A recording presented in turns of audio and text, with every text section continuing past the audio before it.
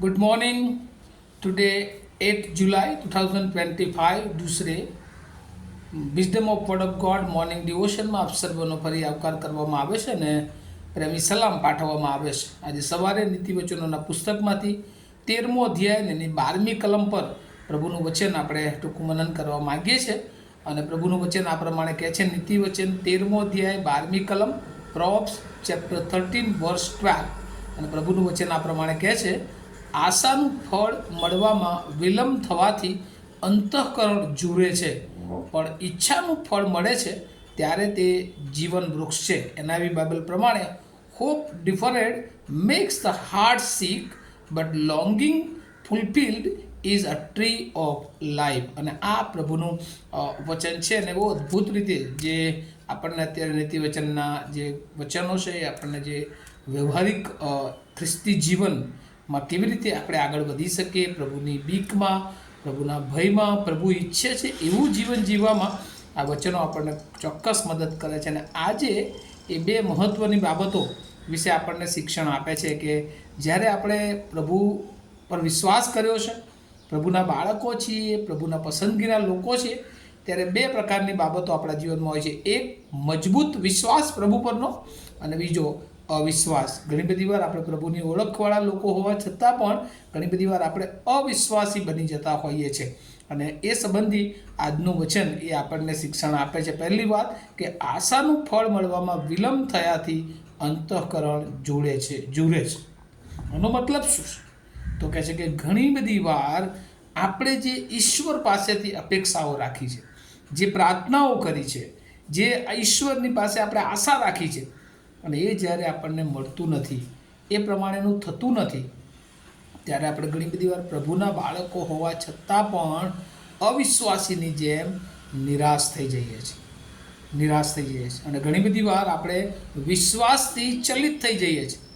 આપણા જીવનોમાં એ ઈશ્વરની બીકમાંથી બહાર જતા રહીએ છીએ.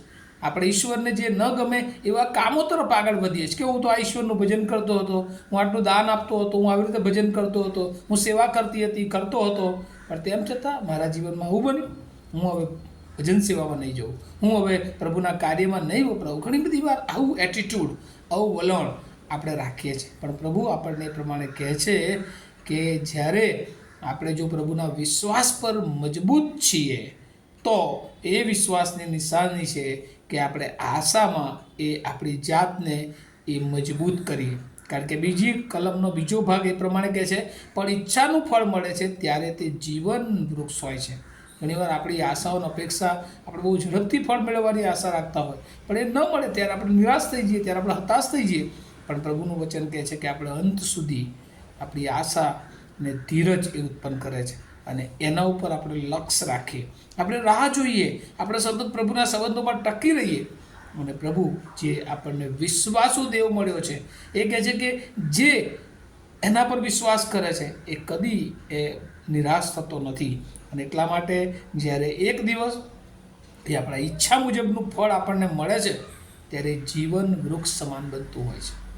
એ લાંબુ આશીર્વાદિત જીવન, એ લાંબા સમયનું ફળ એ આપણને બધી જે અવિશ્વાસથી આવેલી નિરાશા છે ને એમાંથી બહાર લાવી દેતો હોય છે.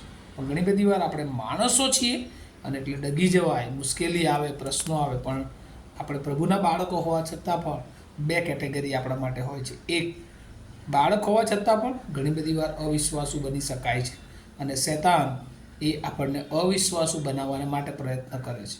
આ પૃથ્વી પરની જે ભૌતિક બાબતો છે એ જ્યારે આપણને આધારિત બની જઈએ છીએ, કદાચ એ મળે તોય શું અને ના મળે તોય શું. પાઉલ જે પ્રમાણે કહે છે કે હું સમૃદ્ધિમાં પણ જીવન જીવવાનું શીખ્યો છું અને તંગાસમાં પણ જીવન જીવવાનું શીખ્યો છું.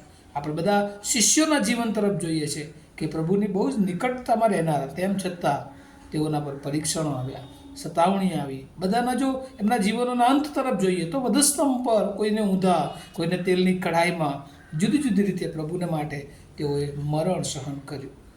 કારણ કે એ વધસ્તંભનો માર્ગ છે વાળાઓ. દુઃખો આવે, મુશ્કેલીઓ આવે, સહનશીલતા આવે, આપણે જે ન ઈચ્છતા હોય એ બધી બાબતો આપણા જીવનમાં બને. પણ એ બધાથી કદી નિરાશ થવાની જરૂર નથી.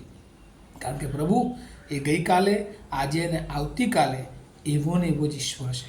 અને એ પ્રભુ આપણી સાથે હોય છે. અને એટલે આપણો વિશ્વાસ એ અંત સુધી એ પ્રભુ પર મજબૂત હોવો જોઈએ. અને આજે સવારે પ્રભુ આપણને કહે છે કે શું એના બાળકો તરીકે આપણી ગણતરી પ્રભુ જો આવે તો કેવી રીતે કરે? શું આપણે એને વિશ્વાસુ છીએ કે પછી નાની નાની બાબતો ન મળવાને કારણે ઘણીવાર આપણો અવિશ્વાસ આપણે પ્રભુની આગળ પ્રગટ કરી દઈએ છીએ? આજે સવારે પ્રભુ આ વચનો દ્વારા તમને મને એના વિશ્વાસમાં મજબૂત કરવા માગે છે, કારણ કે એક દિવસ એ આપણી ઈચ્છા મુજબનું ફળ પ્રભુ આપનાર છે. અને એ ધન્ય આશામાં પ્રભુ તમને અને મને એની બહુ જ કૃપા આપે. આવું આપણે પ્રાર્થના કરીએ. અમારા જીવંત અને દયાળુ ઈશ્વર, અમે બહુ આભાર માનીએ છીએ.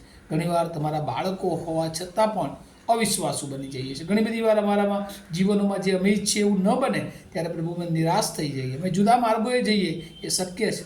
પણ આજે સવારે તમે અમને શીખવ્યું છે કે પ્રભુ મેં આશા પર મજબૂત વિશ્વાસ સાથે, ધીરજ સાથે આગળ વધીએ અને પ્રભુ અમે જીવનનું વૃક્ષ ફળ મેળવીએ.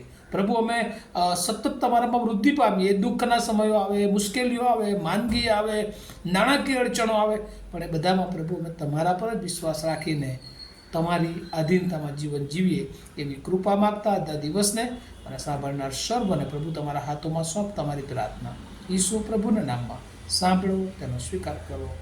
આમીન. Have a nice day to all of you. Thank you.